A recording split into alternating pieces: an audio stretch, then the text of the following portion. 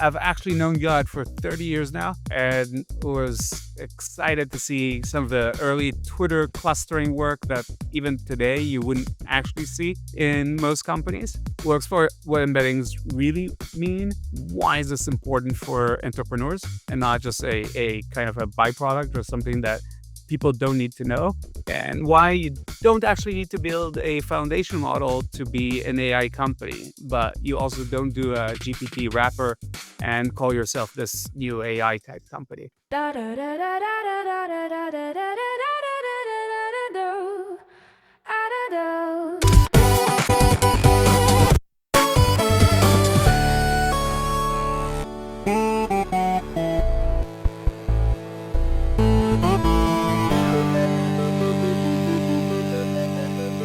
Welcome to the first episode of Almost Human, a podcast that explores today's AI world. What's hype, what's transformative, and how it reshapes life for investors, startups, and Israel tech. This podcast is not just for deeply technical engineers, but also for entrepreneurs or professionals in the space eager to cut through the noise. I'm almost excited. AI has its buzzwords, but every once in a while, you hit a concept that quietly underpins everything, and suddenly you can't stop seeing what you can do with it. For me lately, that's embeddings. Most people, even seasoned engineers, still think of them as a way to make text lookup work in a RAG system. But embeddings are way bigger than that. They're how you can cluster content and people by taste, by behavior, by patterns you didn't even know were there. That shift unlocks entirely new ways to build products. Think about what happens if, instead of selling keywords like Google AdWords, you start selling user embeddings. Entire industries, from adtech to affiliate marketing, gets rewritten. And there's a deeper layer. Once you operate at the embeddings level, you realize alignment itself changes. Feed an LLM tokens, it plays by the rules. Feed it embeddings, and suddenly you're closer to machine code. The spirit of the law doesn't apply the same way. That's both exciting and unsettling. To explore all this, I'm joined by Gilad Lotan, head of AI, data science, and analytics at BuzzFeed. His work sits at the intersection of data, culture, and creativity, understanding why people click, share, and connect. Together, we'll explore what embeddings really mean, why they're the hidden layer behind so much of AI's power, and what opportunities this creates for entrepreneurs. I'm Eden Shochat, equal partner at Aleph. Welcome to Almost Human. Let's cut through the noise. So, Gilad, welcome. Thank you, Eden. It's great to be here, and it's always so nice to see you. Let's jump right in. So most people think about prompts and chatbots when they think about AI, but embedding is kind of this infrastructure layer. Some, including you, would probably call it unsexy, right? But it's the cornerstone of anything and everything about LLM. Can you cover this quickly? Yeah, absolutely. Absolutely right. LLMs are the least kind of sexy of the AI topics, and it's the most important thing that nobody talks about or is sort of severely underhyped. So I'm glad we're having this conversation, and I've seen it have the development and capabilities of embeddings over the past few years have really opened up like immense opportunities for us as a content company. But honestly, any service that has to deal with content, which includes many of the kind of tech companies that we know and love, I think one of the core problems historically with data science, and I've worked in the field for many years, you're always trying to understand what the content is about. And you're very limited by tags, by named entities.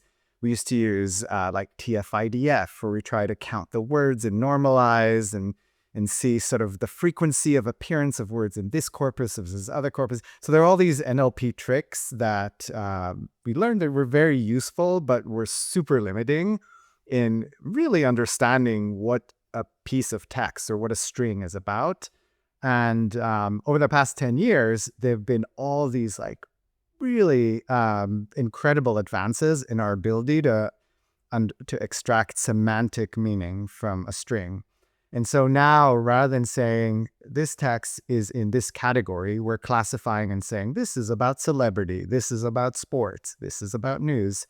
You can get in a really sort of nuanced understanding and say the appearance of these words together make it so that I can match, this string with a different string that has very different words, but captures the same semantic meaning. So I'd say that capability is really unlocked by embeddings, and the ability to say, this text is similar to this text, but not because they have the same words, but because they have similar meanings. And so that's a huge, huge, huge difference and huge unlock. And for product, there are I think so many opportunities that we found. One of the early examples of embeddings was king minus men, right? Plus woman equal queen, right? How do you explain that? Like, people don't realize of how meaning turns into math, which is effectively what embedding is all about, right? So why does this math, the sentence math works? Yeah, so the interesting thing about embeddings is that they're effectively a layer from a neural network that has been trained on, let's say, a corpus of text, right? If we're talking about text embeddings. So you train this neural network that has all these layers, and what you're doing is effectively extracting one of the layers, usually close to the output. So you're still operating in high dimensional space, right? And you're effectively turning a string or words into a vector. And so what you commonly do with embeddings is you say, okay, here's a string, let's embed it. That means turn it to a vector. And here's another string, let's embed it, and then let's calculate how similar they are. And so you're effectively operating in vector math, and you're calculating cosine similarity. You can subtract, add vectors. And it's sort of, because the neural network is trained on semantic meaning, you can effectively operate with math on words, which I think is very intuitive for anyone who uses the tools, but may not be quite as intuitive for folks who are not in the space. But it makes this really useful because it makes the basically the action of trying to find something similar, it's a simple math operation, or the act of trying to find a group of items that are similar to each other, again, pretty simple math operation. Which is interesting because it's not just, it's a distance, right? So you can search for something as similar, but you can actually say, hey, I'm looking for a piece of content that is similar to this, but is as dissimilar to this as possible, right? Because that's also a distance operation, right? And so you can actually cut and choose between different. It's like, and I think we'll speak about this later, is content filtering of the past, right? Yeah, so I can give us a specific example that may help understand this. So, with BuzzFeed, we write a lot of content, and we've used embeddings in many, many ways. But Wait, one wait. So way, oh, not everyone is familiar. Like, how huge is BuzzFeed? Like, just give some numbers of um, articles, not of like, because that the embeddings are really cheap, unlike LLMs are expensive. So at your scale, there's no way really to analyze every piece with an LLM. oh yeah, I mean, we have hundreds of millions of pieces of content. We have video, we have text, we have long form, short form, we have news under HuffPost, we have lifestyle brands. Like one of them is called Tasty. It has some of the largest social media pages, like the biggest Facebook page and TikTok pages. And then BuzzFeed is an entertainment and lifestyle website. Hundreds of millions of users. So one of the largest digital publishers. And a lot of our data, obviously there's the content that we create, but also the signals around the content. So who's consuming, how often they come back, what actions are they taking on the site, etc. And so we use, we've sort of integrated embeddings into our kind of metadata suite and kind of feature store. So every time we publish a new article, there's a job that runs, creates an embedding, integrates it into their recommender systems, right? So the new article can be considered to be displayed near other articles, or to certain users that display preferences. And then so that's sort of one very standard approach to why embeddings are very useful for us as a content company that wants to show users content. But there are also a handful of internal tools that help our writers be a lot more efficient. And so we write a lot of shopping content, and we work very closely with Amazon, Etsy, and other kind of e-commerce shops. And one of the things that our teams have always struggled with is they're always putting lists together, lists of items to promote, right? And we have these databases of different products that we've promoted in the past. We have all these metrics around them. But it's always been very hard to query this database because we needed great tags in place. And many of the articles on BuzzFeed are not necessarily your typical kind of standard categories. So there could be a writer that wants to create a list of shopping items for, young couples who just moved to New York City. We want like a list. Here are the 10 things you need to get. And what embeddings do so well is they can capture, because they have the semantic understanding of text, they can identify the items that are most relevant and most similar to this string, furniture, young couples, New York City. And that, even just that capability itself has saved us many countless hours for a team and has made the team a lot more efficient. That's an awesome point, like internal tooling. And I think implementing AI in many companies, people are afraid initially of just showing that to the user. But building internal tools and just making things more efficient is a really interesting topic. But you actually you make a point of how should we relook at how a user is defined, right? Because a user, especially in media sites, is defined by what's interesting for that user. So I assume that now, if you think of BuzzFeed, you'd say, hey, we're a marketplace that there's some attention that a user is willing to give, and we need to show that user the most appropriate piece of content in the most minimal amount of time. And that happens. It's almost an ongoing process, and it's also educating the system of what was of interest for future for future viewings. How is that stack built? Like, how do you very quickly find what's of interest for a specific user when they come in? Yeah, great point. So I think it depends. So there are many pieces to this system, but you're effectively talking about a recommender system, right? And how do we build a recommender system that matches the right content with a user at the right time? Historically, we would use approaches that are not personalized that work pretty well for many kind of portals and big websites. You would use this approach called multi-arm bandit, where it's a form of reinforcement learning, but you're very kind of quickly looking at signals and updating what you're recommending. But it was hard to personalize using that approach, and there were ways to kind of create clusters or cohorts for personalization, but it wasn't true like at the user level. And one of the challenges had always been you had to go through this pretty rigorous approach to sort of feature engineering. Okay, what do we know about the user? Where do they come from? Have we seen them before? Have they clicked on something? Okay, how do we represent their interests by tags or keywords or topics? And it was never really great. I mean, I think that's where, when you had social networks and social media, you could use their social graph to understand what they may be interested in, right? So that was a pretty useful signal. But what we can do now with Embeddings is we can say, okay, well, new users, we don't know much about. We know the article you're on right now. We may know where you came from, so we could certainly use that information.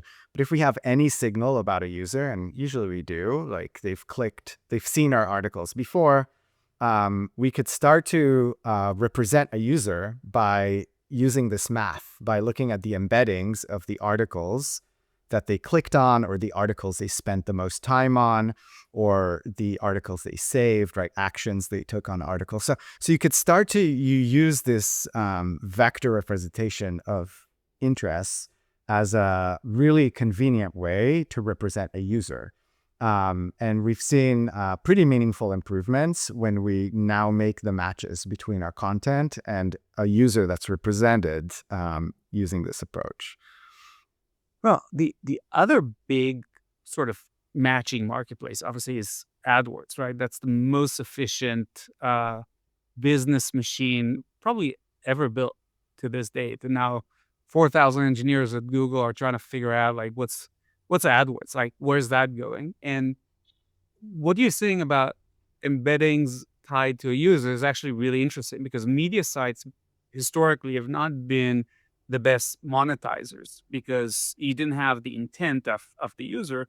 But now that intent went away for Google as well. And effectively understanding the user, having those kind of embeddings about the user, describing what's of interest for them, is a new form of a matching engine potentially. So how does that change for media side side, the core business notion of intent versus finding the right ad units for the right user?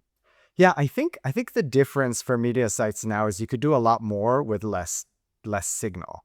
And so we can use, I would say historically, media sites would not be well positioned to have like captured a lot of information unless we're talking about loyal users who logged in and came back frequently. So there may have been, viewers who came for a handful of articles. There wasn't enough signal to truly, tailor campaigns and target campaigns of these users. I think you could do a lot more with less signal now. A user, and then sort of identify adjacent campaigns and include users in targeting for those campaigns. I would say, the biggest problem for media companies is just the size. And, it's very hard, even a large digital media company, it's very hard to compete with the scale of a platform, right? Like Google or Amazon or Meta, who have sort of endless inventory. But I would say, I think it's easier to target now. This stuff is much more accessible. You don't need like a massive, like 4,000 engineers, right? You could do this with a much smaller team and with a few sort of existing capabilities. So I do think the advances that we're seeing is giving smaller players the ability to, own much more of the stack, especially in the advertising space.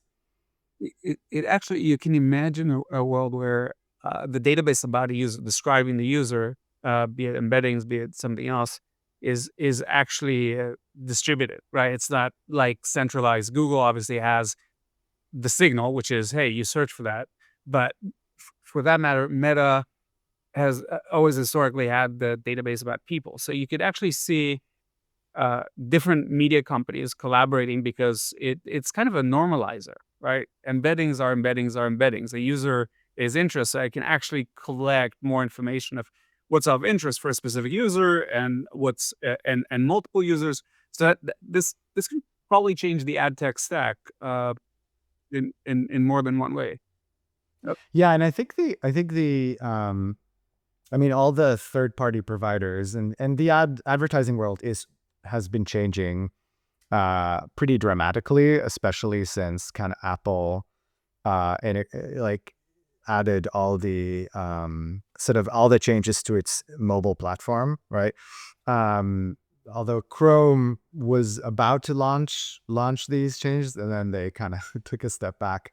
But historically, we didn't use much, I guess, historical data about users.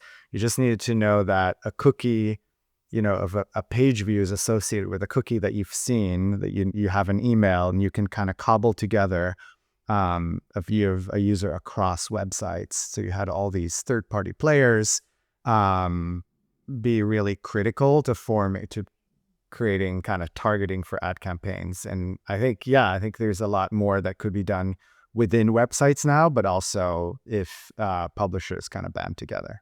Yeah, it's a sort of invisible IP mode of who the user is, what they're interested with. And it's especially important now. I think if you talk to any publisher, anyone who works in media, like everyone's talking about direct traffic. And so we're in a world where there's less and less passing of users from one website to another. And the publishers and media companies that will survive this period are the ones that have a brand that people know and go directly to. Yeah, it's far. I totally agree. That's really interesting. It's less of a PPI. So you also have a PII, less PII issue because effectively you're just describing people with 1536 vectors, right, of just scalar space. So it's not that you know anything unique about them other than what they're interested with. Yeah, as a vector. Yeah. I know your So, vector. yeah. If I look at costs and gotchas, right, it's like we make it seem as if that's, it's an obvious thing and everyone should do this. But if you look at the early days, cloud used to be about 10% of company cost structure. So your cloud costs, and I now see companies with LLMs taking about 30% of their budget of the cost of service. So that's usually expensive. Are they I training though? Are they building their own No, models? inference. Actual inference. If you just take advantage of a standard model, and that's why distillation is important for companies that are scaling on the LLM side. But actually, embeddings. If you look at kind of cost structure of embeddings, like what's the big gotchas that if you could travel back in a year, that you'd advise yourself to take notice of. Embeddings are actually not, I think the vector database, the vector store, if you're using a hosted vector database, that is probably the most expensive piece. The embeddings themselves are very much available and very, very efficient and, not cost prohibitive. So you can, as long as you have static content, which we do for the most part, we publish a piece of content, it doesn't change. If it does, it's not that often. So we don't have to regenerate an embedding. So for our content, it's very inexpensive. I think it's different for a user at the user scale. And that's where this area is a lot more experimental, where we're creating an embedding for every user. Obviously, if we updated every few minutes, that would be pretty expensive, prohibitively expensive. But if we don't need to update it, or if there are ways for us to kind of update embeddings without these inference calls, if we update it daily, I think the cost is manageable. The place where we are saying the highest cost is obviously the rich media, so the generative media, image, video, like inference and models, and that's obviously a different topic. But that's hurting a lot. But on the text side, it feels very accessible. But with the multi-model, I wonder, like with the multi-model models that are coming out, many of them don't yet have embedding generation. So I assume if like one workaround would be, hey, let's look at this image, let's generate textual representation, and then use embeddings. Have you experimented yet, or are you excited with some of the multi-model stuff that is coming up? Yeah, we haven't found a great use case for it just yet, although, I think obviously embedding images along with text could be really valuable. We've just found that the text that we have is enough, and all the metadata that we have is sufficient, and we get really great results with just embedding the text.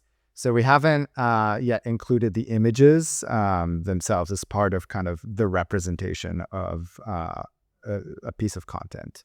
But I could see it coming. I could see it, there could be a future use case where it is valuable. I think there's also a question of how, as this capability becomes more, integrated into more product surfaces, like what do we embed? We embed the article, we embed the author information, we embed maybe updates, we embed adjacent stuff. And so you could start to get to a point where you have multiple embeddings for every article and also multiple embeddings for every user. They represent different aspects of a user. Like one may be clicks, another may be likes, another may be social things their friends like. So different features that then are used in recommender systems. So that can scale exponentially, especially as this capability gets integrated into our stack. That's super interesting. Like clustering, finding the different facets about a person. So having a well-rounded person, just according to the number of embeddings and kind of the distance between the embeddings that represent that same user, it means the bigger the distance, it means they're interested with more things or different topics, or which is pretty like what's your diameter of interest, right? One could think of. I love that. Yeah, one thing we found is actually we have to be really careful when we average out your interest. So if we take, for example, we take a user's clicks and we average them out, there are instances where the average is actually meaningless. It doesn't tell us much because if you think of all these different points, the average is in the middle. And so what we've actually found is by clustering our articles and our topic space. So we take all the content that we publish, we create clusters, and then we effectively relay users to these clusters. And we have a better sense of kind of the interests a user has rather than just simply the math, simply averaging into the middle. And so the clusters play a really critical role, and it's become one of our dominant features in all our classification models, our predictive models, and our recommender systems. What's the quickest win, right? If I don't think of like RAG systems that just generally use embeddings in order to find text that might be relevant to push into the context, what's the quickest win maybe for one or two types of companies? Yeah, so any content company, recommender systems. We saw a double-digit improvement in click-through rate. So that's very clear. I think the other piece is retrieval. So I'm not thinking RAG, but just effectively search, internal search, or different ways to kind of comb through your items or your corpus of items as a company. It could be Slack messages. It could be customer service, text. I think it could be a range of things, but as long as it includes, text that has semantic meaning, you could really query in a flexible way and get related content. This is awesome. That was my conversation with Gilad Lotan, head of AI, data science, and analytics at BuzzFeed. And I think it's clear that embeddings aren't just another buzzword. They're a new building block. Whether you're clustering content, clustering people, or rethinking how business models like adtech might evolve, embeddings open up entirely new ways to create value. If this episode cut through some of the noise for you, share it with a friend or a colleague who's building in AI. And make sure to follow Almost Human so you don't miss what's coming next. I'm Eden Shochat. Thanks for listening. We'll see you next time.